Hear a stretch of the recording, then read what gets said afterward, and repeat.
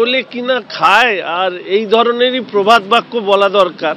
নির্বাচন কমিশন তার সাংবিধানিক দায়িত্ব নির্বাচন পরিচালনা করা, ভোটার তালিকা প্রকাশ করা থেকে পুরো নির্বাচন সংগঠিত করা। আর সরকারের দায়িত্ব রাজ্যের বা কেন্দ্রের বা হচ্ছে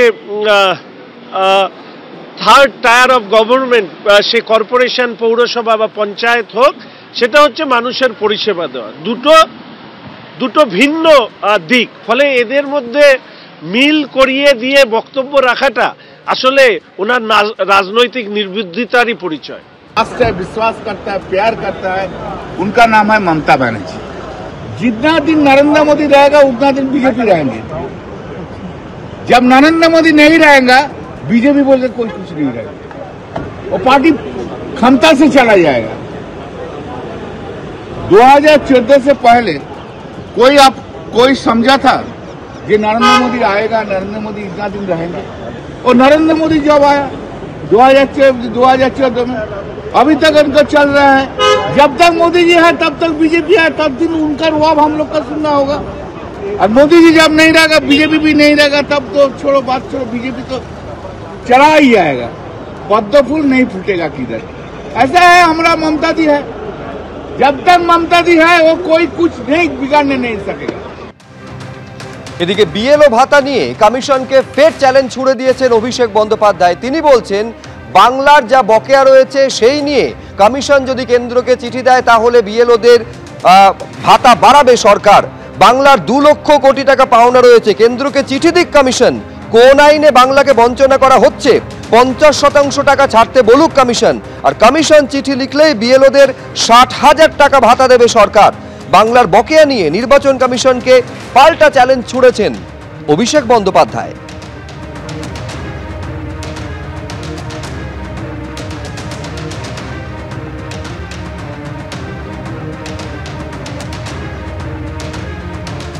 এবার ইলেকশন কমিশন একটা নোটিফিকেশন ইস্যু করেছিল আজ থেকে ঠিক 3 মাস আগে, অগস্ট মাসের 2 তারিখে, যেখানে বিএলওদের পারিশ্রমিক যেটা 6,000 টাকাটা বাড়িয়ে 12,000 টাকা করেছে। ইলেকশন কমিশনকে আমি অনুরোধ করব দলের জেনারেল সেক্রেটারি হিসেবে, যে বাংলার 2 লক্ষ কোটি টাকা রাজ্য সরকারের পাওনা রয়েছে, আপনারা একটা চিঠি লিখুন যে কেন্দ্র কোন আইনের কি ক্লজের নিরিখে এই 2 লক্ষ কোটি টাকা আটকে রেখেছে।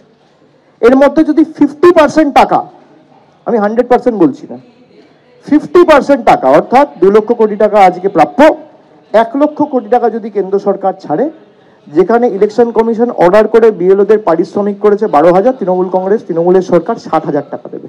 খালি এই চিঠিটা লিখুক, টাকা না ছাড়লেও আমরা টাকা দেবো। খালি নির্বাচন কমিশন চিঠিটা লিখুক, তার 24 ঘন্টার মধ্যে প্রত্যেকটা বিএলওর অ্যাকাউন্টে টাকা ঢুকবে। নির্বাচন কমিশন লিখবে, নিরপেক্ষ হলে লিখতো। যারা বসিয়েছে তাদের বিরুদ্ধে কিভাবে লেখে। সিও দপ্তরে শুভেন্দু অধিকারী ডেপুটেশন জমা দেওয়াকে কেন্দ্র করে ধুন্ধুমার পরিস্থিতি তৈরি হলো আজ। বিজেপির পরিষদীয় দলের নেতৃত্বে শুভেন্দু অধিকারী যখন ডেপুটেশন জমা দেওয়ার জন্য সিও দপ্তরের ভেতরে প্রবেশ করছেন, তখন তৃণমূলপন্থী বিএলওরা গো ব্যাক স্লোগান দিতে থাকেন।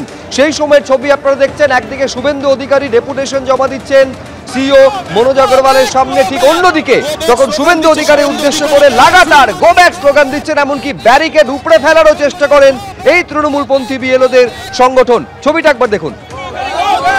Go back, go back, go back, go back, go back, go back, go back, go back, go back, go back slogan দিচ্ছে শুভেন্দু অধিকারীকে। Suvendu Adhikari go back, go back, go back, Suvendu Adhikari go back, go back, go back, go back, go back, go back, Suvendu Adhikari go back, go back, go back, go back, go back।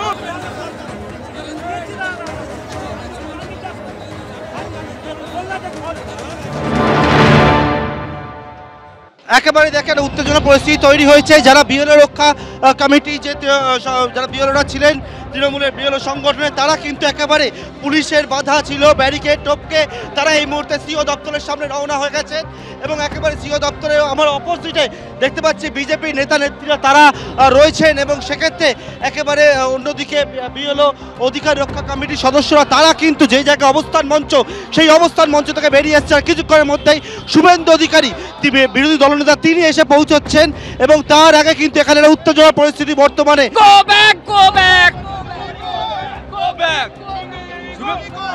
নির্বাচন commission দপ্তরের ভেতরে ঢুকলেন শুভেন্দু অধিকারী এবং বিজেপির বিধায়করা, এবং একই সঙ্গে বিজেপির বিধায়করা শুভেন্দু অধিকারী ভেতরে ঢোকার সময় আমাদের যেটা জানিয়েছেন যে তিনি আগের থেকেই ঠিক করা ছিল তিনি ডেপুটেশন দিতে আসবেন, কিন্তু এখানে পুলিশি যে ব্যবস্থা সেই ব্যবস্থা আরো অনেকটা কঠোর হওয়া উচিত ছিল। মমতা পুলিশ, এদের কপালে দুঃখ আছে এপ্রিল মাসের।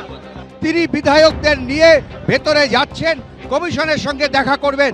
অন্যদিকে অতনু যে ছবি দেখাচ্ছে দেখতে পাচ্ছ যে এখানে যারা রয়েছেন, যারা কয়েকদিন ধরে ধর্ণা দিচ্ছেন, আন্দোলন করছেন, তারা কিন্তু রাস্তার আরেক দিকে মাঝখানে পুলিশের ব্যারিকেড এবং রাস্তার আরেক দিকে তারা কিন্তু বিক্ষোভ দেখাচ্ছেন। আমরা বিক্ষোভ দেখাচ্ছি এইভাবে যে একের পর এক বিএলওর মারা যাচ্ছে এবং অসুস্থ হয়ে পড়ছে, সেই মানসিকভাবে অসুস্থ হয়ে পড়ছে অমানবিক চাপে, এবং তাদের পরিবারের উপর একটা পরিবারের পাশে আমরা দাঁড়ানোর জন্য এসেছি। Go back, go back, Suvendu Adhikari go back. একবারে ব্যারিকেড ভাঙার চেষ্টা হচ্ছে এই মুহূর্তে দেখতে পাচ্ছি নির্বাচন কমিশনের দপ্তরের উল্টো দিকে যে জায়গায় ব্যারিকেড করা সেই ব্যারিকেড ভাঙার চেষ্টা করছেন বিএলও অধিকার রক্ষা কমিটির সদস্যরা, তারা কিন্তু একেবারে ব্যারিকেড ভেঙে দিচ্ছেন এই মুহূর্তে দেখতে পাচ্ছি। আমাদের মঞ্চে আসার প্রয়োজন বোধ করেননি বিরোধী দলনেতা, তিনি এসেছেন আমাদেরকে বিএলওদেরকে যাতে আরো গলা টিপে মেরে দেওয়া হয় সেই জন্য, তার চক্রান্তের জন্য এসেছে। আমরা সেই খবর পাওয়া মাত্র আমরা ওখান থেকে এখানে এসেছি। যেই মুহূর্তে কিন্তু ব্যারিকেড, সেই ব্যারিকেড ভেঙে দেওয়ার চেষ্টা করছেন এখানে উপস্থিত যারা বিএলও অধিকার রক্ষা কমিটির সদস্যরা, এবং দেখতে পাচ্ছ এই হচ্ছে সে ব্যারিকেড, যে ব্যারিকেড একেবারে মাঝখানে ঢাল হয়ে রয়েছে।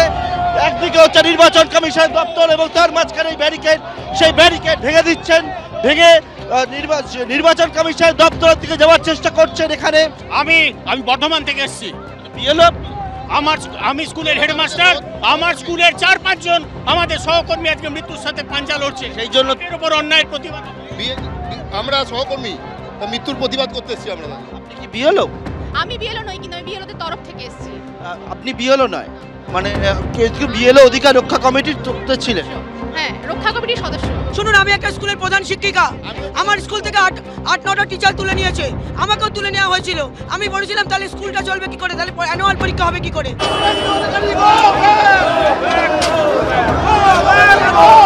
এই মুহূর্তে কিন্তু যত সময় যাচ্ছে তত বেশি বিক্ষোভ বাড়ছে, এবং অন্যদিকে পুলিশ প্রশাসনের পক্ষ থেকেও আরো কড়া নজরদারি করা হচ্ছে। এতদিন আমাদের শিক্ষকরা মারা গেছে এসআইআর প্রচন্ড চাপে, আজকে নির্বাচন কমিশনের মনে হয় যে 7 দিন বাড়াবার কথা, আগে বাড়ালে কি ক্ষতি হতো। প্রচুর ভুল আছে কাজে, আমরা এত তাড়াহুড়ো করে কাজ করেছি, আমাদের কাজে প্রচুর ভুল আছে, ভুলগুলোকে রোল ব্যাক করতে হবে, তারপরে ওটা কারেকশন। অনেক ভুয়ো নামও তুলে ফেলেছে। না, ভুয়ো নাম তুলিনি, কেন ভুয়ো নাম তুলতে যাব? আমি আমার পার্টির ভোটার, আমি আমার পার্টির সবাইকে চিনি। একজন বিএলও স্বীকার করছেন যে অনেক ভুল তথ্য তারা বাধ্য হচ্ছেন তুলতে গোটা প্রক্রিয়ার কারণে। এবিপি আনন্দ, এগিয়ে থাকে, এগিয়ে রাখে।